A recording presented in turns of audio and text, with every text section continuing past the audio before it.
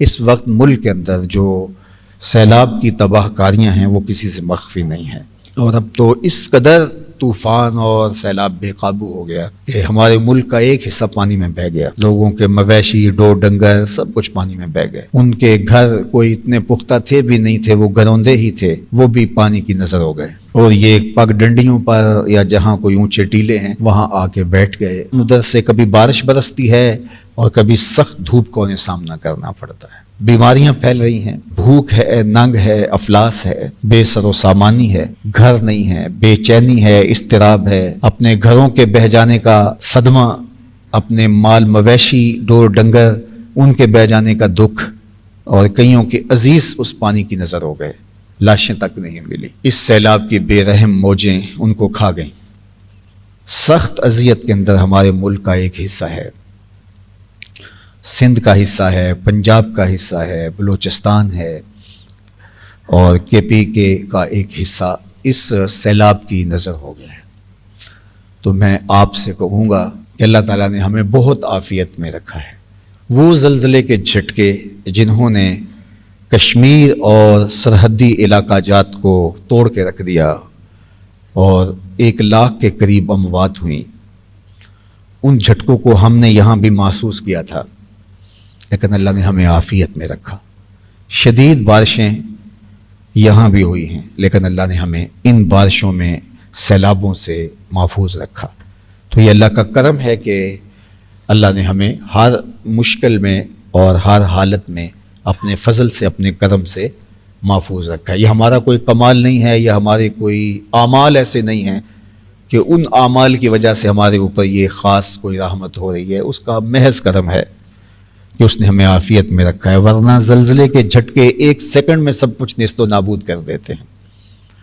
اور سیلاب اور طوفان اور تیز آندیاں یہ کچے اور پکے مکان کچھ نہیں دیکھتے، سب کچھ اڑا کے لے جاتی ہیں.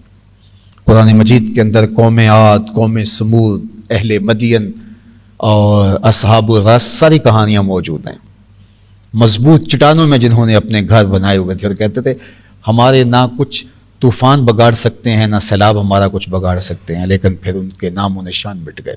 اللہ فرماتا ہے کھجور کے گرے ہوئے تنوں کی طرح پڑے ہیں، کسی کو تیز ہوا نے، یا کسی کو سیلابوں نے، کسی کو زلزلوں نے آ لیا.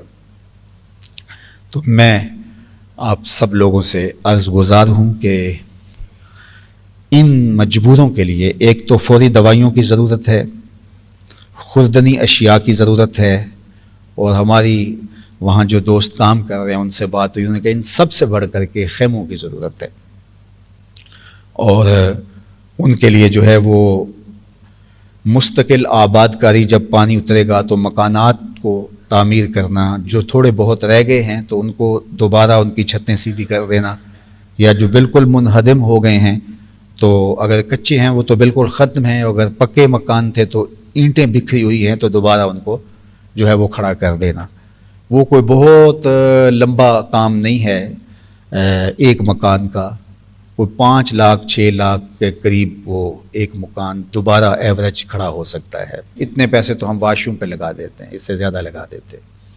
اگر 500 گھر ہیں ہماری سوسائٹی کے اندر، ہر بندہ یہ طے کر لے کہ ایک مکان میں نے تعمیر کر کے دینا ہے اور 4 سے 5 لاکھ روپے اس پہ لگے گا، تو یہ کیا مشکل ہے. ایک غریب کے گھر کے اوپر چھت آ جائے گی اور اس کی اشک شوئی ہو جائے گی، دوبارہ اپنے گھر میں بیٹھ جائے گا.